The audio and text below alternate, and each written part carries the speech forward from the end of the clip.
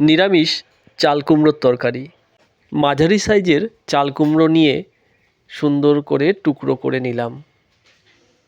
এরপর তেল গরম করে চাল কুমড়োগুলো লাল লাল করে ভেজে নিলাম।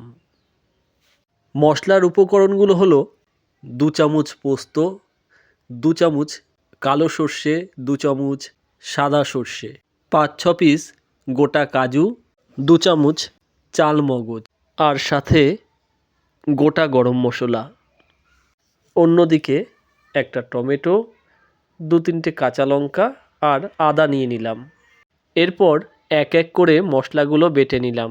টমেটো বাটা, গোটা গরম মশলা বেটে নিলাম, সাদা ও কালো সর্ষে বেটে নিলাম, পোস্ত, চালমগজ আর কাজু একসাথে বেটে নিলাম, আদা আর লঙ্কা মিহি করে কুচিয়ে নিলাম।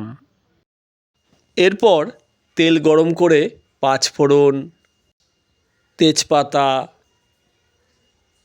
আর শুকনো লঙ্কা ফোড়নে দিলাম। এরপর আদা ও লঙ্কা কুচিটা দিয়ে 1 মিনিট নাড়াচাড়া করে নিলাম। একটু লাল লাল হয়ে উঠলে টমেটো বাটা দিয়ে ভালো মতন কষিয়ে নিলাম মিনিট 2-1 মতো। এরপর বাটা মশলাগুলো এক এক করে দিতে লাগলাম। প্রথমেই সর্ষে বাটা দিয়ে মিনিট 2-1 মতো ভালো করে কষিয়ে নিলাম।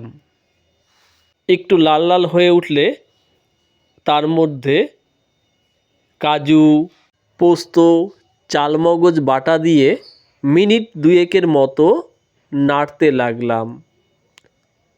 একটু লাল হয়ে আসলে গুঁড়ো মশলা, হলুদ 1 চামচ, জিরা 1 চামচ, লঙ্কার গুঁড়ো 1 চামচ দিয়ে ভালো করে কষিয়ে নিলাম।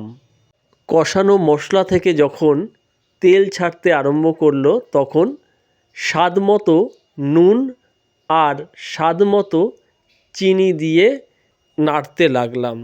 এরপর ভেজে রাখা চাল কুমড়োগুলো দিয়ে দিলাম।